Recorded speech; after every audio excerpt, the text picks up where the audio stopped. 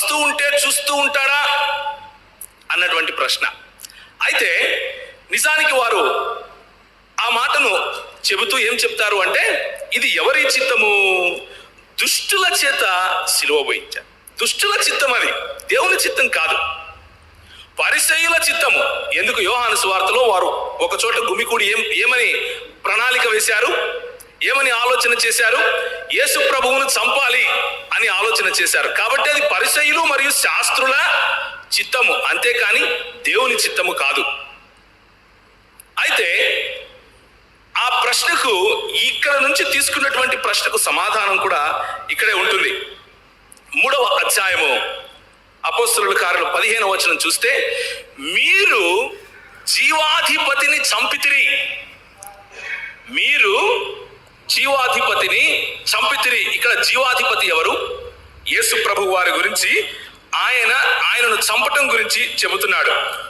దేవుడు ఆయనను మృతులలో నుండి లేపెను అని అంటున్నాడు. ఆ తరువాత 18వ వచనం, అయితే దేవుడు తన క్రీస్తు శ్రమపడునని సమస్త ప్రవక్తల నోట ముందుగానే ప్రవచించాడు. తన క్రీస్తు ఎలాంటి శ్రమ పడతాడని? చావు అనే శ్రమ పడతాడని 15వ వచనంలో మనం చూసాం. మీరు జీవాధిపతిని చంపితిరి. ఇది దుష్టుల చేత చంపారు దుష్టులు అన్నది ఎంత నిజమో, 23వ వచనంలో దేవుడు నిశ్చయించిన సంకల్పమును అన్న మాట గమనించాలి. ఎందుకు అపోహలు వస్తాయి అంటే, దేవుని వాక్యాన్ని సరిగ్గా చదవకపోతే వస్తాయి, సగం సగమే తీసుకుంటే వస్తాయి. దీన్ని చెరీ పికింగ్ అంటారు. దేవుని వాక్యాన్ని సంపూర్ణంగా చదివితే అక్కడే సమాధానం ఉంటుంది. సమాధానం ఏంటి? దేవుని సంకల్పము ఏమిటది? నీ కొరకు, నా కొరకు మన ప్రభు అయిన యేసుక్రీస్తు చనిపోవాలి అని, ఆయన తన సలాం మనకి ఇవ్వాలి అన్నది దేవుని సంకల్పం.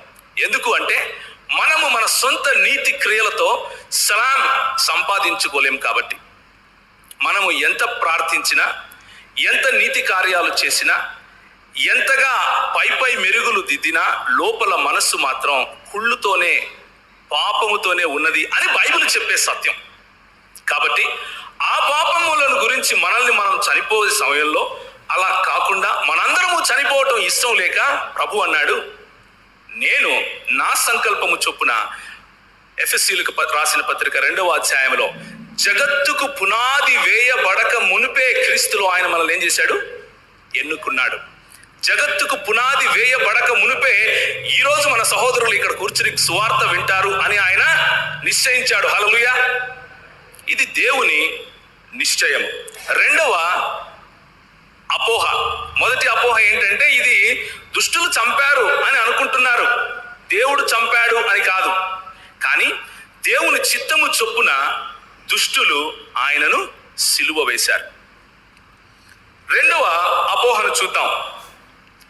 హెబ్రీయులకు రాసిన పత్రిక 11వ అధ్యాయం, హెబ్రీయులకు రాసిన పత్రిక 11వ అధ్యాయము 17వ వచనం ఎవరైనా గట్టి చదువుతారా?